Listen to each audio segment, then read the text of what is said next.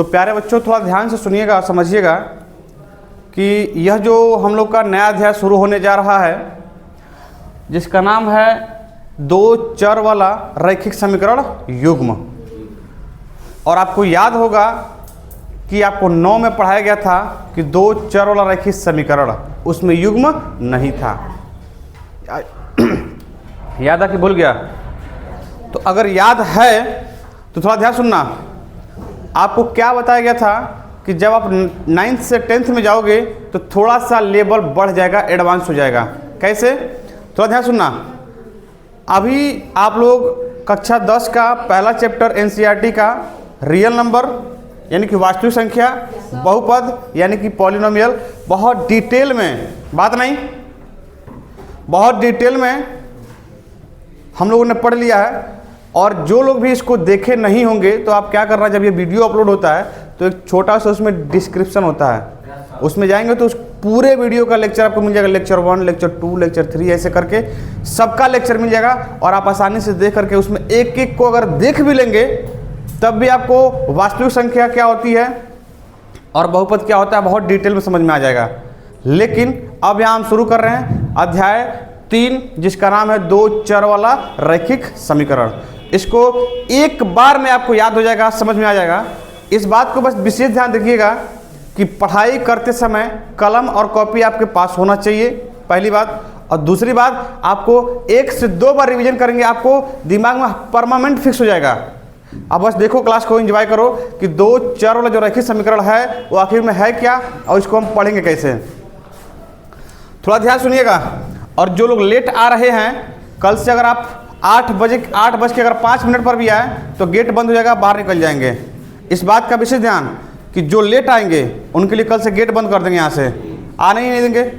Timing तुम्हारा 8 बजे से है और तुम आते हो 8:15, 8:20 पे। इसी चक्कर में आकांक्षा का क्लास छूट जाता है। वो आती कम से कम आधा घंटा 1 घंटा पढ़ लेते ठीक से। और कल से किसी का इंतजार नहीं होगा। कल से 8 बजे आप लोग पहुँचिए और 8 बजे आपका क्लास चालू हो जाएगा। कोई आए ना आए उससे कोई फर्क नहीं पड़ता। 8 बजे से क्लास रन करेगा और 8 बजे से रिकॉर्डिंग भी शुरू हो जाएगी।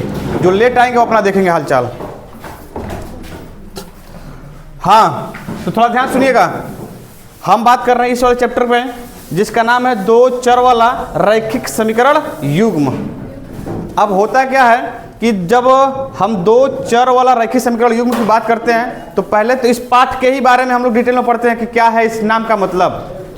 अब होता क्या है कि अगर आपके सामने ये लिखा हुआ है कि 4x प्लस का 2, यहाँ लिखा है कि 3x स्क्वायर माइनस का 2x प्लस का 1, तो प्यारे बच्चों इसके जस्ट पहले वाले क्लास में हम लोग जो पढ़े थे उसका क्या नाम था? बहुपद। क्या नाम है? बहुपद। तो ये जो आपको दिखाई दे रहा है, ये जो दिखाई दे रहा है ये आपका क्या है इस समय? क्या है भैया? बहुपद है। क्यों बहुपद है? क्योंकि इसमें बराबर का चिन्ह नहीं है। अब हम आए गए हैं तीसरे चैप्टर में और तीसरा चैप्टर ये कहता है कि दो चर वाला रैखिक समीकरण। समीकरण क्या होता है भैया? जब भी मैथमेटिक्स में हम बात करते हैं कि समीकरण क्या होता है कि जहां भी बराबर का चिन्ह लगाओ, जहां भी बराबर का चिन्ह लगाओ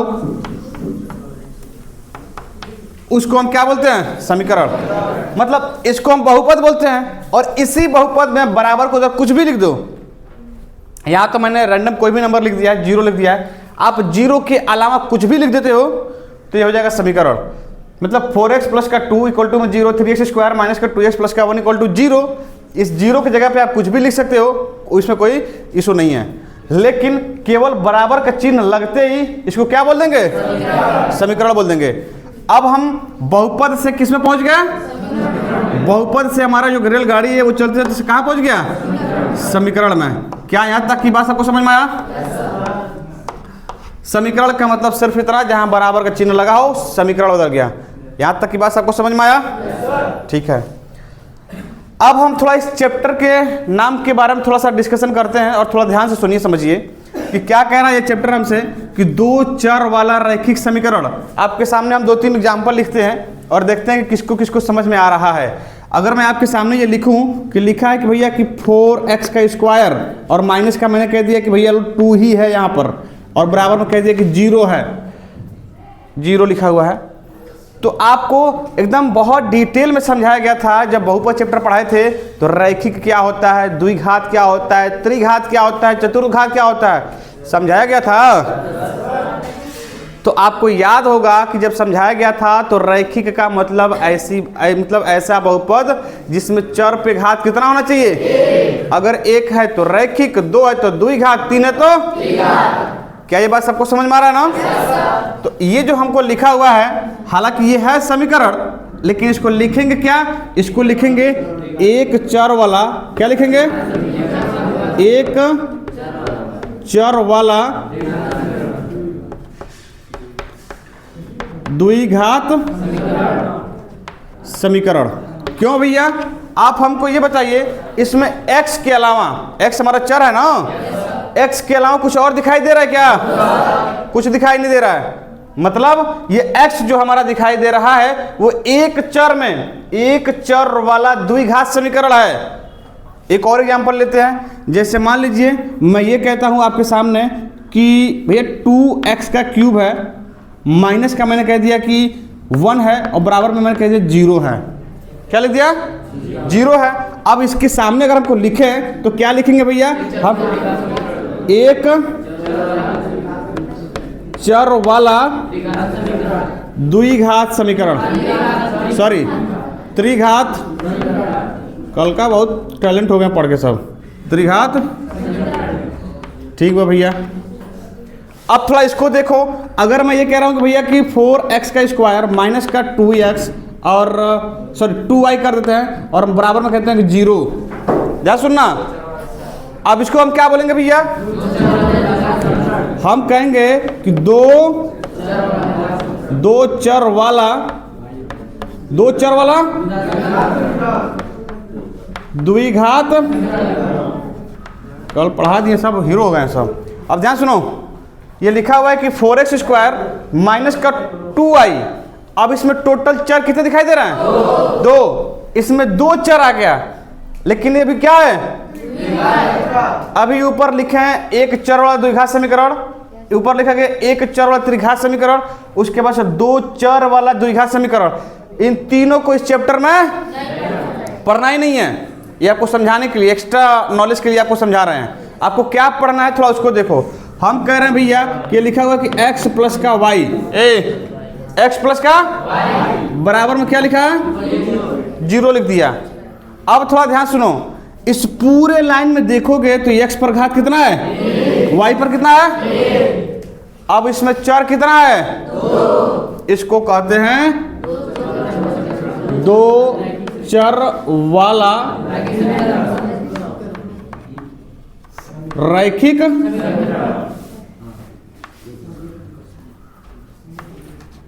समीकरण। और यही इस पूरे चैप्टर में हमको पढ़ना है कि 2 चर वाला रैखिक, हमको यही बात इस पूरे चैप्टर में पढ़ना है।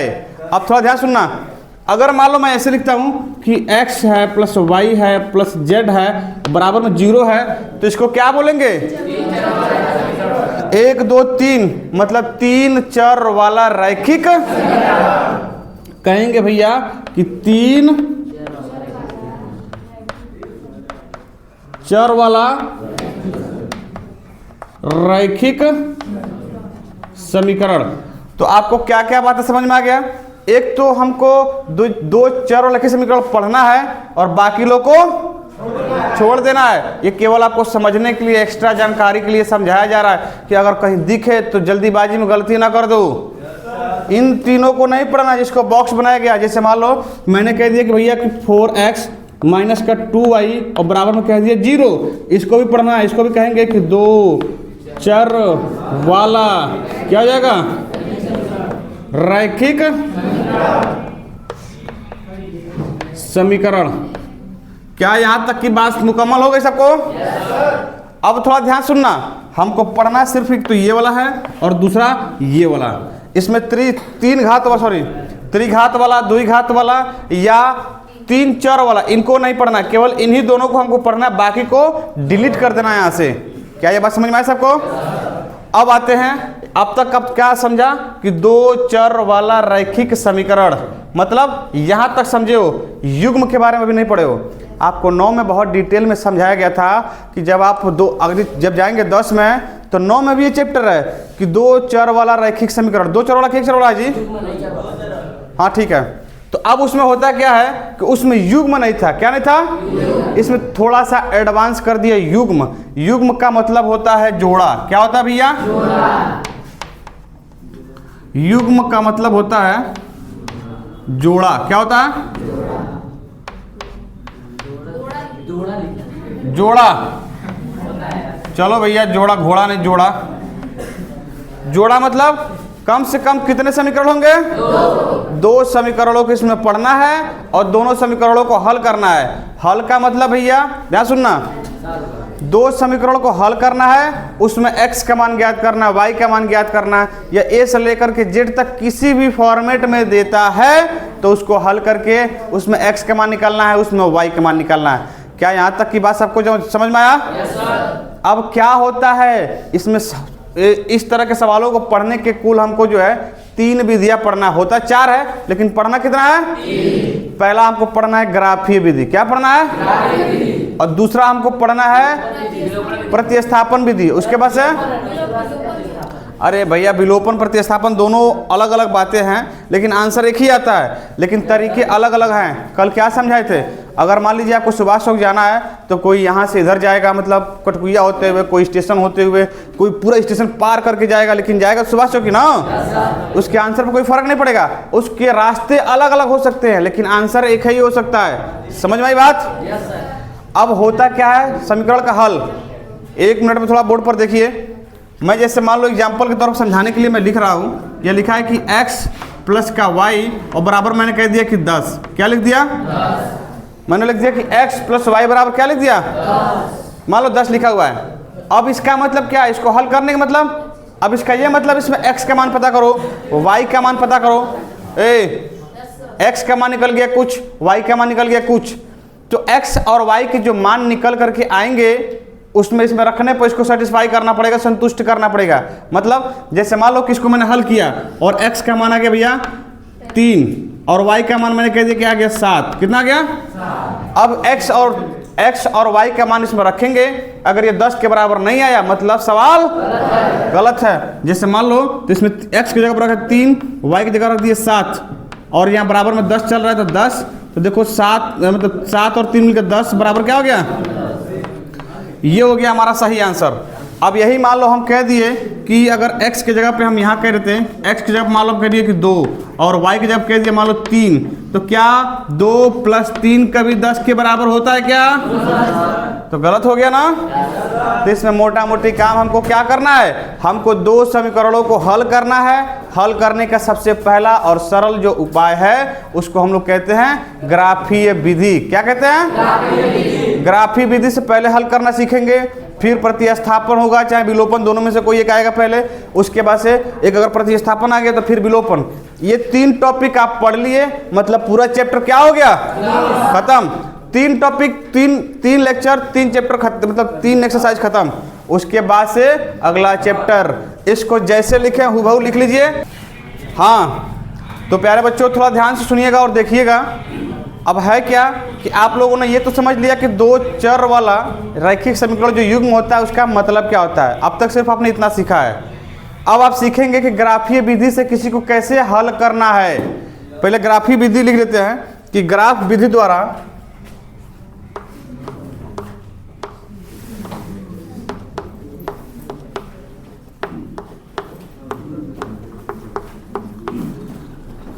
ग्राफ विधि द्वारा समीकरण को हल करना। समीकरण को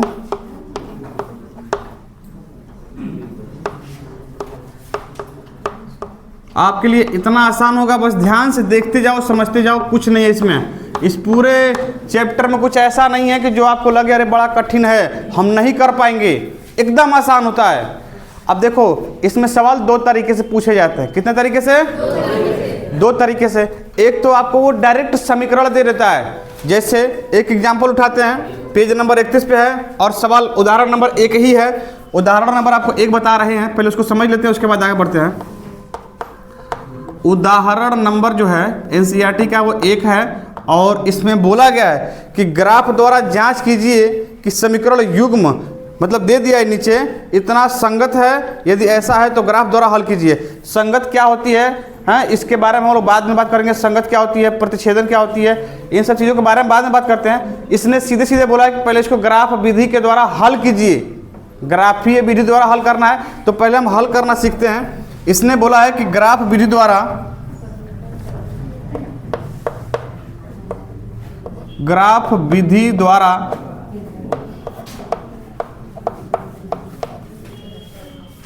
जांच कीजिए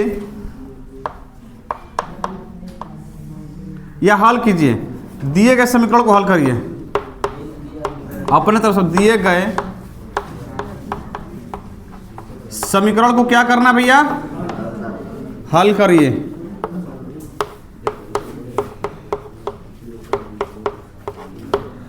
समीकरण क्या दिया है, इसने पहला समीकरण दिया है कि x प्लस का 3 और y और बराबर में क्या बोल दिया है 6। दूसरा समीकरण दिया है कि 2x माइनस का 3y और बराबर में क्या दिया है 12, मतलब 2x माइनस का 3y बराबर में दिया है 12। ये समीकरण नंबर पहला है और ये समीकरण नंबर क्या है। मैंने सिर्फ सवाल को नोट किया है, अब बस ध्यान सुनिएगा। एक बार अगर इसको समझ गए तो मुझे कहीं नहीं लगता है कि आपको ग्राफीय विधि में कहीं हल करने में दिक्कत परेशानी होगी। पहले सिर्फ फिर समझा रहे हैं आपको। इसमें दो तरह के सवाल देता है। क्या, पहला तो डायरेक्ट आपको ये समीकरण दे देगा और कहेगा इसको ग्राफीय विधि द्वारा हल करके दिखाओ, पहला कहानी। दूसरा क्या करेगा, दूसरा आपको जो ये बात लिखा है ना, इसी बात को आपको एक स्टेटमेंट में दे देगा, एक कथन दे देगा कि फलाना फलाना फलाना ऐसे है तो इसको ऐसे करके बताइए। मतलब एक लंबा चौड़ा स्टेटमेंट देगा और आपसे बोलेगा कि आप इसको पहले बीजगणितीय रूप में दिखाइए, तब इसको ग्राफीय विधि हल करिए। तो जो बीजगणितीय रूप कहता है वो यही है। जब वो बड़ा सा स्टेटमेंट देता है तो उसको हम बीजगणितीय रूप में दिखाते हैं, तो यही होता है। एक्स और वाई के फॉर्मेट में हम लिख पा रहे हैं, उसी को बीजगणितीय रूप कहते हैं। और जब बीजगणितीय रूप में हो जाएगा तो उसी को हमको ग्राफ पे प्लॉट करना होता है। ये वाला कहानी थोड़ा सा कठिन होता है, एक दो बार करेंगे तो आप लोग सीख जाएंगे। मैं समझाऊंगा कि कैसे करना है। फिलहाल आपको इतना ध्यान रखो कि इसको ग्राफीय विधि द्वारा हल करना सबसे इंपॉर्टेंट है, ये आपको जानना बेहद जरूरी है।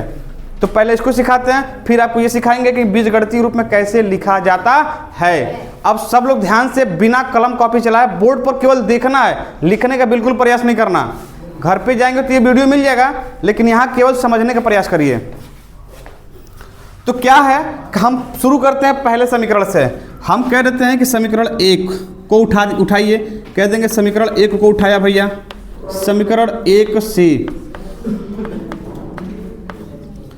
समीकरण 1 से अब थोड़ा ध्यान सुनिएगा, मैं लिख देता हूँ समीकरण 1 को। यहाँ लिखा हुआ है कि x प्लस का 3y बराबर में 6। ये समीकरण नंबर 1 को मैंने लिख लिया। ध्यान से सुनो, बिल्कुल ध्यान से, एकदम बेसिक से चल रहा है और बहुत स्लो, धीरे धीरे चल रहा है। एक दिन में अगर एक सवाल समझते हो तो मैं गारंटी साथ कहता हूँ, अगर बढ़िया समझ गए तो घर पे जाकर तुम पूरा किताब खत्म कर दोगे। लेकिन पहले एक सवाल बढ़िया से आना जरूरी है। समझ रहे बात को। आप क्रिकेट खेलते हो ना, जब बैट बॉल से टच होता है तो जो जो टच होता है तुम्हारा कॉन्फिडेंस लेवल बढ़ता जाता है और उसी बॉल को छक्का चौका मारना बड़ा आसान होता है आपके लिए। तो ठीक वैसे ये भी है कि पहले एक को समझो, बाकी को तो बाउंड्री बाहर करेंगे देंगे आप लोग, लेकिन पहले पढ़ना सीखो। अब होता क्या है कि यहाँ दिया हुआ है कि x प्लस का 3y बराबर में दिया हुआ 6। अब हमको करना क्या होता है, एक बात दिमाग में हमेशा फिक्स कर लो, ग्राफीय विधि द्वारा हल करने का मतलब आपको 9 में पढ़ाया गया था कि एक हम बड़ा सा ये बनाते हैं। देखो ये हम यूँ लेते हैं इस तरीके से, इसको हम कहते हैं भैया, और यूँ एक ये ले लेते हैं, लाइन खींच लेते हैं, ड्रॉ कर लेते हैं। इसको हम लोग कह देते हैं कि x अक्ष है, क्या है, और इसको x डैश बोलते हैं, यही ना जी। और इसको बोलते हैं कि y x बोलते हैं, और इसको क्या बोलते हैं, y डैश अक्ष। समझ रहे बात को। बीच में यहाँ होता है एक 0 और इधर होता है 1 2 3 4 5 6, मतलब अनंत होता है कहने का मतलब। और इधर होता है -1 -2 -3 -5 -6 लिख लो। समझ रहे बात को। और यही कहानी ऊपर होता है भैया, 1 2 3 ठीक। यहाँ होता है -1, -2, -3, -4, -6, मतलब ढेर होता है। जरूरी नहीं है कि मैं जितना लिखा हूँ उतना ही। इस समय इधर भी अनंत होता है, इधर भी अनंत, प्लस में भी अनंत गया था और माइनस में भी। ये होता है ग्राफ। अब इस समीकरण को, जो समीकरण पहला है, समीकरण दूसरा है, बस इस ग्राफ पे प्लॉट करना आपको सीखना है। आपको मेहनत ये तो रैंडम अपने हाथ से बनाया है, लेकिन जब आप इंच पटरी की सहायता से स्केल और जो है क्या बोलते हैं कलम पेंसिल के द्वारा बनाएंगे तो एकदम इतना सुंदर दिखेगा कि पता ही नहीं चलेगा कि इतना लीपापोती हो सकता है इसमें। ध्यान सुनिए, हम बात कर रहे हैं पहले समीकरण से। तो हमेशा एक बात याद रखना कि एक समीकरण को, खास करके जब रैखिक हो, एक रैखिक समीकरण को एक ग्राफ पे प्लॉट करने के लिए कम से कम कितने बिंदु चाहिए? 2 बिंदु। अब बिंदु क्या होता है भैया? आपको याद होगा कि 9 में पढ़ाया गया था कोऑर्डिनेट ज्योमेट्री, जिसको हिंदी में कहते हैं निर्देशांक ज्यामिति, पढ़ाया गया था। तो जब निर्देशांक ज्यामिति आप देखे होंगे तो उसमें आपको इस तरीके से एगो x और कमा y मिला था ना, और इसी को हम लोग कहते थे बिंदु। क्या बोलते थे? इसी को हम लोग कहते थे बिंदु। क्या ये बात समझ में आ रहा है? पहले x को लिखते हैं, बाद में क्या लिखते हैं? x कामा y एक बिंदु होता है। तो हमको क्या करना है? एक समीकरण से कितने बिंदु निकालने हैं? 2। एक समीकरण से 2 बिंदु निकालना है और उसको इस पे प्लॉट कर लेना है। हालांकि हम एक समीकरण से अनंत बिंदु निकाल सकते हैं। कितना?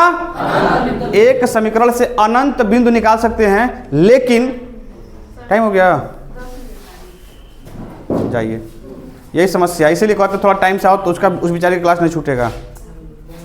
ठीक है कंचा, कोई बात नहीं, कल से तुम्हारा व्यवस्था हो जाएगा, टाइम से क्लास चलेगा। बोलो। हाँ सुनो से, हम क्या कह रहे हैं कि ये लिखा हुआ है ग्राफिक, सॉरी, यहाँ एक समीकरण से कुल अनंत बिंदु निकलते हैं, लेकिन हमको कम से कम मिनिमम कितना बिंदु चाहिए? 2 बिंदु निकल गए, इस पे हम प्लॉट कर सकते हैं। हालांकि 2 से अधिक बिंदु को भी दिखाने में कोई दिक्कत नहीं है। अब समझो इसमें बिंदु निकलेगा कैसे भैया? इसका बिंदु निकालना इतना आसान है, इतना सरल है कि एक बार सीखो और सभी सवालों पे अप्लाई कर दो। कैसे? आपको यहाँ x दिखाई दे रहा है ना, इसमें y दिखाई दे रहा है। अब थोड़ा ध्यान सुनना, आप अपने मन से, आप जानते हो कि आपके पास संख्याएं अनंत है। कितना है? वो माइनस का हो सकता है, वो प्लस का हो सकता है, दशमलव हो सकता है, दुनिया का कोई भी संख्या उठा लो, परिमेय उठा लो, अपरिमेय उठा लो, उससे कोई फर्क नहीं पड़ता। अब हम करेंगे क्या कि अपने मन से तुमको जो समझ में आए, इसमें x के जगह पे या फिर y के जगह पे, समझना इस बात को, अपने मन से। इसमें देखो मजेदार बात क्या है कि इसमें सबका अलग अलग बिंदु भी आ सकता है, और सबका जो अलग अलग बिंदु आता है वो सब सही भी होगा, किसी का गलत नहीं। क्या बिंदु तुम्हारे अलग अलग निकलेंगे, लेकिन ग्राफ कभी अलग नहीं। जैसा इनका ग्राफ बनेगा वैसे उनका बनेगा, वैसे सबका बनेगा। ग्राफ सबका एक तरह का ही बनेगा, ग्राफ सबका एक ही बनेगा, लेकिन बिंदु अलग अलग हो सकते हैं, क्योंकि अनंत बिंदु हम निकाल सकते हैं। तो पहले सीखो क्या करना है। अभी एक बार में समझ में आ जाएगा आपको, जब एक क्वेश्चन पूरा कंप्लीट हो जाएगा तो हम करेंगे क्या, इसमें या तो x के जगह पे या तो y के जगह पे, दोनों में से पहले कोई आपको जो है दबाव नहीं है कि पहले x का मान रखना है चाहे y का मान रखना है। अपने मन से जो x का मान रख दिए तो y का मान निकल जाएगा, y का रख दिए तो x का मान निकलेगा नहीं निकलेगा? जैसे मान लो कि हमने कहा, सपोज करो मैंने कहा कि 0 से ले लो, सबसे आसान है, कह दो कि x बराबर भैया हमने कह दिया कि 0, x बराबर 0 जब इस समीकरण रखोगे तो क्या मिलेगा? 0 + 3y बराबर में 6। तो भाई ये तो 0 हो गया। तो अब क्या करेंगे कि 3y बराबर हो जाएगा 6, तो y बराबर क्या हो जाएगा? 6/3, ये नहीं मिलेगा? तो y का मान क्या आएगा भैया? 2। अब देखो y का मान क्या मिल गया? अब जानते हैं आप कि एक बिंदु को दिखाने के लिए पहले x का मान लिख लें, फिर क्या लिखते हैं? तो हम करेंगे क्या, यहाँ देखो x का मान तो हमारा यहाँ बिंदु निकल गया, एक बिंदु निकल गया। क्या? x की जगह पे 0 और y की जगह क्या आ गया? 2 हो गया, एक बिंदु निकल गया हमारा। अब आप सोचेंगे सर 2 0 क्यों रखे? आप 0 जगह कुछ भी रख दो, 0 जगह 1 रखो, 2 रखो, माइनस का प्लस का कोई भी संख्या रखो। अगर x का मान कुछ रखेंगे तो y का कुछ तो मान आएगा ना। x के जगह पे तुम कुछ रख रहे हो तो y का मान तो डेफिनेटली कुछ ना कुछ आएगा। तो वही होगा तुम्हारा x का मान, और दूसरा हो जाएगा x तो मान लो और दूसरा तुम्हारा निकल जाएगा। अब इसमें समस्या देखो, आता कहीं एक जगह, एक आध जगह है कि मान लो कि तुम कुछ ऐसा मान रख दिए, ऐसा मान रख दिए जहाँ इधर दशमलव में आ गया, चाहे बट्टे में आ गया, इस तरह समस्या होगा ना।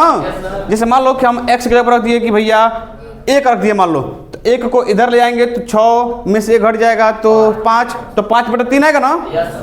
लेकिन 5 में जब 3 से भाग दोगे तो दशमलव में आएगा। अब एक बात और जानो कि जब दशमलव में भी आएगा तो गलत गलत होगा ही नहीं वो।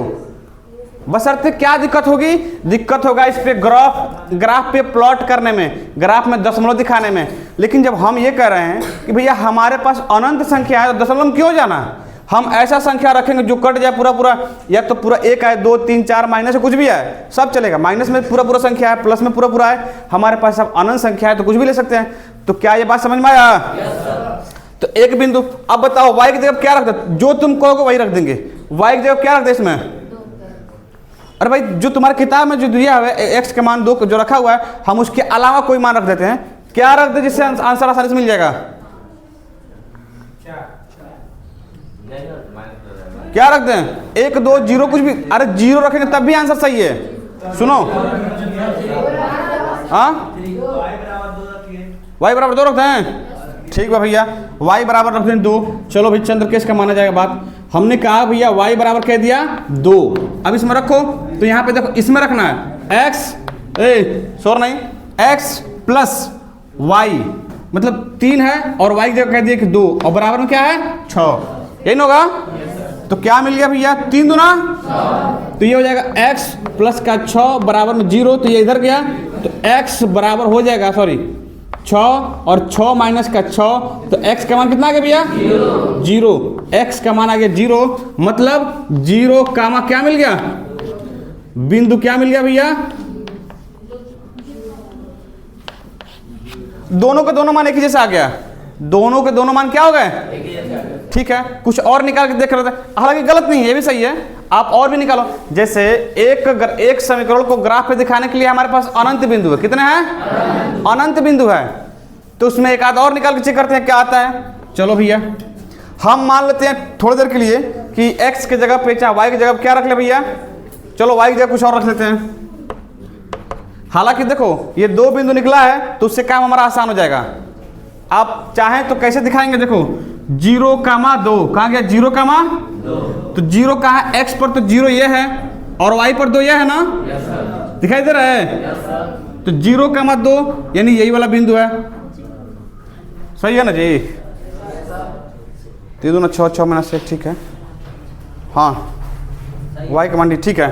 तो ये देखो दोनों कंडीशन में यही मिला ना, दोनों कंडीशन पे हमको बिंदु यही मिला, 0,2 यही होगा, इसको कहेंगे 0,2, क्या बोलेंगे 0,2, तो 0,2 मिला है तो इसको इसी पे प्लॉट करना है। लेकिन इसको प्लॉट करने से पहले मैं चाहता हूँ 1-2 ऐस, ये तो तुमको थोड़ा सा कंफ्यूज कर देगा, 1-2 और बिंदु निकालते हैं जिससे तुम्हारा क्लियर दिमाग में सेट हो जाए कि कैसे काम करना है। यहाँ देखो हमने कह दिया कि मान लो कि y बराबर, अगर y बराबर क्या रख दे भैया, y बराबर मान लेते हैं कि हम अगर 3 रख दें, चलो 3 रख देते हैं, 3 रखेंगे तो क्या मिलेगा, y बराबर 3 रखेंगे इसमें तो हमको मिलेगा कि x प्लस का 3 गुणे 3 बराबर हो जाएगा 6, समझे बात को, तो 6 मिल गया, तो x प्लस का 3 3 हो जाएगा 9 बराबर में 6, तो ये 9 इधर जाएगा तो x बराबर क्या मिलेगा 6 माइनस का 9, मतलब x का मान कितना का भैया माइनस का, तो थोड़ा ध्यान सुनना, ये लिखा है। तो अब यहाँ पे जो बिंदु हमको मिला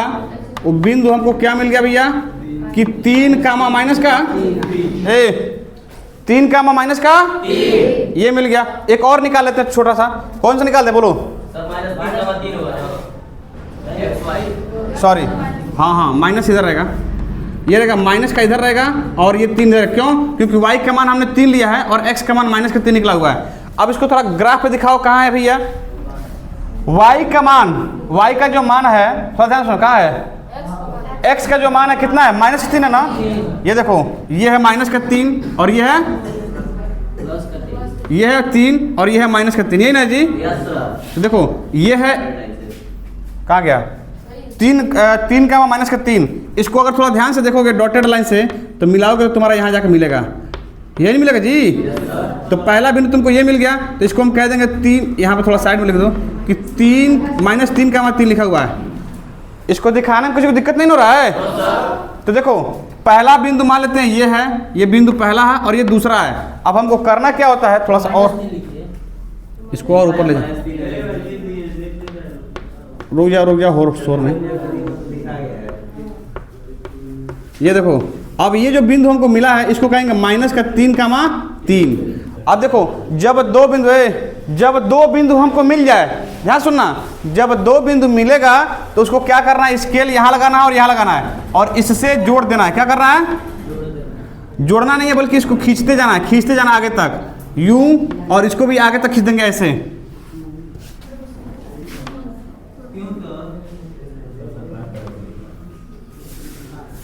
थोड़ा सा टेढ़ा,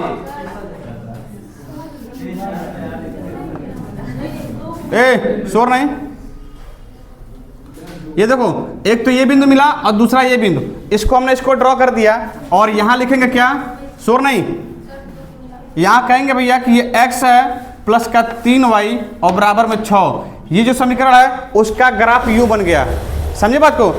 जब 2 बिंदु मिले दोनों से मिला के एक लंबा सा लाइन खींच देना है, तो ये पहले समीकरण का ग्राफ बन गया। अब जब दूसरे समीकरण का ग्राफ हम बनाएंगे, जब खींचेंगे तो सेम वही कहानी। जैसे मान लो इसमें तो हमने ढेर सारा पॉइंट लिया है, तो अब देखो 2 पॉइंट तो यही हो गया, एक तीसरा ये निकल गया। अगर हम कुछ और निकालेंगे, ध्यान सुनो, अगर इसी वाले समीकरण से, पहले समीकरण से अगर हम कोई और बिंदु निकालते हैं तो इसी रेखा लाइन पर मिलेगा। समझ में आई बात। अच्छा ये वाला पहला समझ में आया कि नहीं आया। अब थोड़ा दूसरा समीकरण की बात कर लेते भैया, शोर नहीं, दूसरा समीकरण मान लेते हैं, ये है समीकरण 2। शोर नहीं, समीकरण 2 क्या है भैया, वो हमसे बोल रहा है कि 2x और -3y और बराबर में क्या है 12।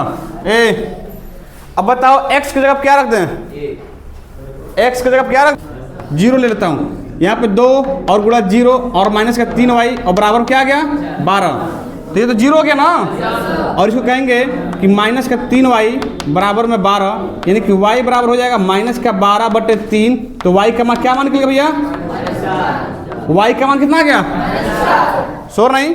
याद देखो यहाँ जो बिंदु हमको मिला तो x का मान 0 मिल गया, तो y का मान क्या मिल गया, माइनस का।